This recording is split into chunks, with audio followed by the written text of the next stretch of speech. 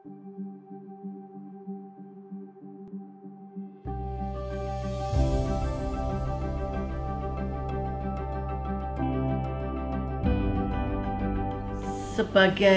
desainer atau creative director dari sebuah social enterprise, proses desain produknya sangat berbeda. Waktu pembuatannya itu kita memikirkan kesejahteraan dari penenun, penjahit, semua tangan yang bekerja dari awal sampai akhir. Itu sebuah tantangan, tapi itu value yang kita terapkan dari awalnya.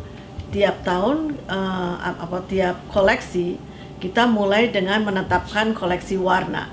Koleksi warna itu kita ambil dari alam atau budaya setempat, misalnya budaya dari Toraja, Mamasa, Adonara atau Lembata. Dan warna pun kita tidak menggunakan Pantone nomor berapa gitu, itu tidak. Jadi misalnya warna yang kita pilih untuk Soleoha itu ada seperti abu-abu, itu dari bekas kayu-kayu yang terbakar. Warna yang kuning pudar itu warna dari alang-alang yang kering. Jadi kita kembali dengan bahasa dan budaya yang dipakai oleh penenun dan penjahit dan pekerja-pekerja yang lain.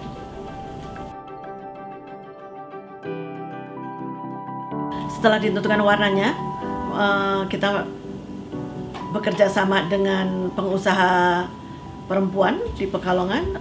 Benangnya kemudian dicelup. Dicelupnya juga secara manual, jadi bukan dalam jumlah yang besar dan sesuai dengan tema warna yang kita pilih. Dari situ dikirim ke penenun yang kemudian ditenun sesuai dengan warna yang ada.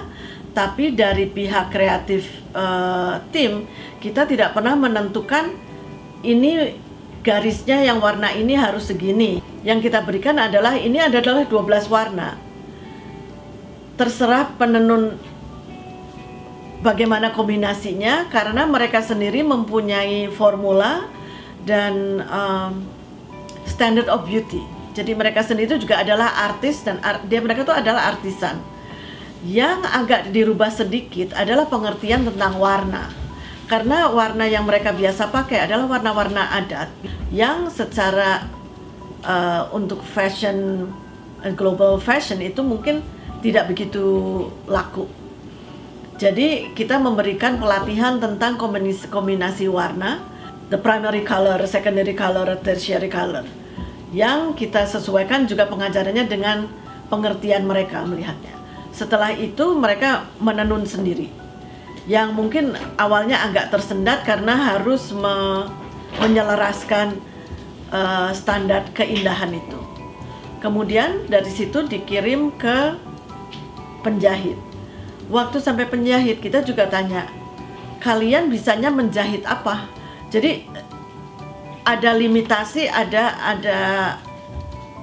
juga kekuatan, karena the sense of beauty-nya akan berbeda.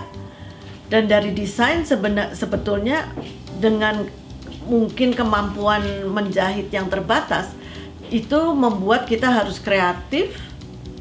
Modelnya tuh harus sangat sederhana, tapi bisa dipakai untuk orang kebanyakan, karena yang kita inginkan dari Toraja Melo adalah produk kita dipakai dalam keseharian. Jadi seringkali dari tiap koleksi itu ada baju-baju yang multi size, jadi bisa multi size dan bisa dipakai untuk beberapa versi. Jadi tidak konsumtif membeli baju yang banyak, tapi juga mempertimbangkan skill dari penjahit-penjahit ini.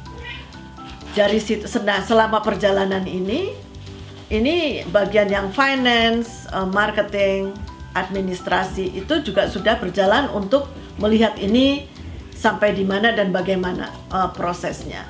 Karena yang marketing sudah harus mulai ancang-ancang ya, nanti ini menjualnya bagaimana.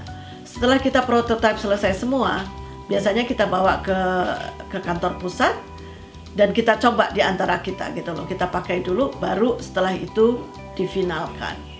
Nah, ujungnya kan biasanya ada launching the new product ya.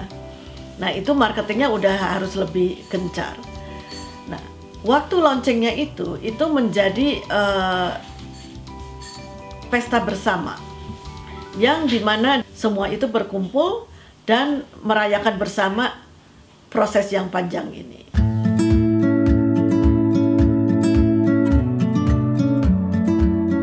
Dan juga itu yang menjadi tantangan kalau mau bicara soal harga, karena dalam proses yang panjang ini perbedaannya dengan sebagai social enterprise adalah jadi kita menghargai kerja penenun dan lain-lain ini dengan upah yang layak. Jadi dan karena prosesnya panjang dan kita membayar mereka lebih tinggi, jadi ya harganya akhirnya di ujung ini lebih mahal seringkali lebih mahal dari produk-produk yang dibuat ratusan atau ribuan atau kemudian itu.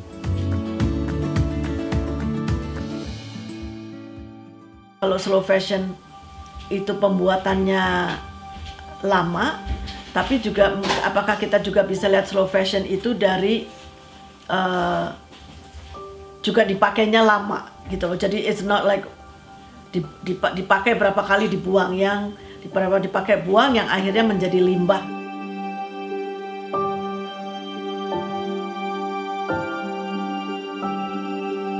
Kalau kita ngomong tentang kekerasan dalam rumah tangga atau kekerasan seksual, tanpa ada economic security, itu sangat sulit untuk seorang, dalam hal ini adalah seorang perempuan, untuk meninggalkan atau mengganti lingkungan di mana dia berada mengalami kekerasan itu. Jadi dengan adanya akses bekerja dan dibayar dengan layak dan berpenghasilan, itu memungkinkan mereka untuk keluar dari tekanan-tekanan dan kekerasan-kekerasan itu.